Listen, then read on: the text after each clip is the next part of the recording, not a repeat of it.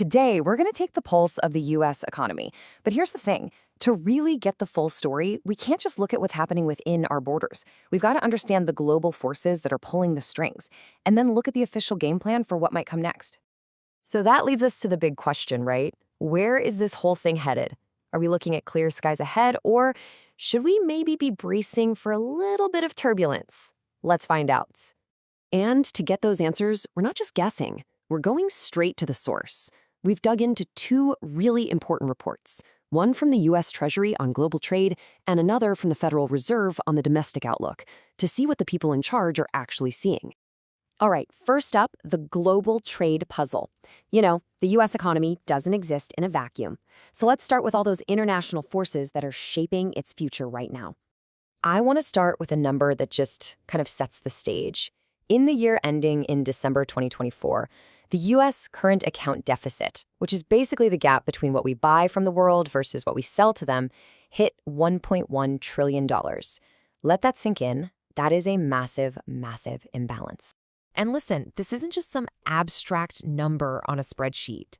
The Treasury Department itself, in its own report, calls this deficit, and I'm quoting them directly here, unacceptably high and a drag on growth. So yeah, the government sees this as a serious headwind for the economy.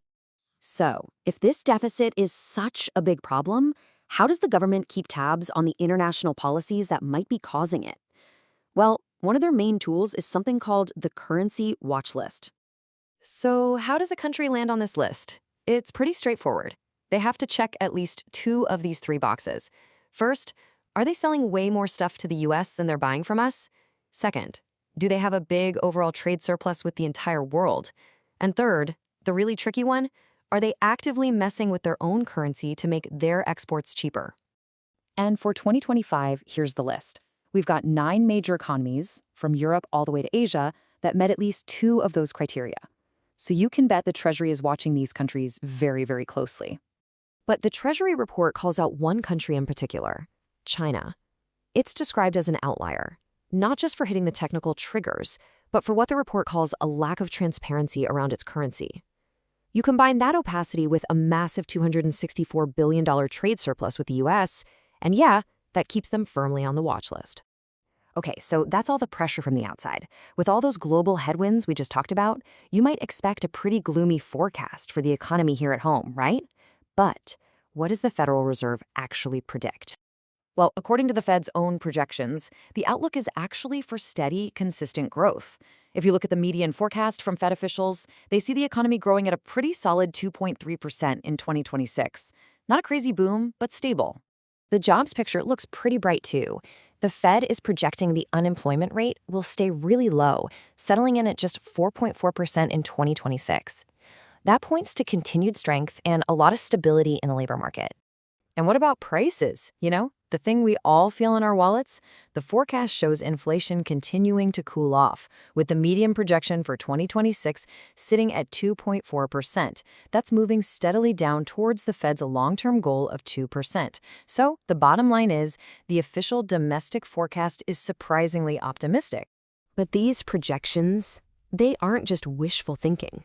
They're actually based on a very specific strategy from the folks managing the economy, the Federal Reserve. And this chart, this gives us a fascinating peek inside their heads. It's the famous dot plot. Each one of those little dots is one Fed official's anonymous prediction for where interest rates are headed. And even though there's a range of opinions, the overall trend is pretty clear. They expect rates to come down over the next couple of years. So why do we care about their target rate? Because the federal funds rate, well, it's kind of the bedrock of our entire financial system. It directly impacts the interest rates you pay on your credit card, your car loan, your mortgage. It's the master lever for making it cheaper or more expensive for all of us to borrow money. But here's the reality check.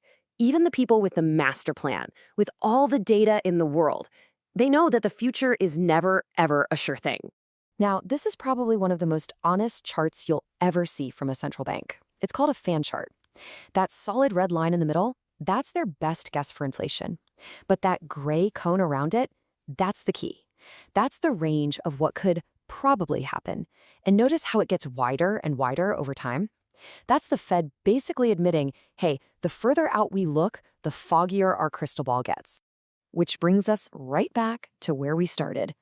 On one side, you've got these serious global pressures, like that massive trade deficit. But on the other, you have this optimistic domestic plan for a soft landing.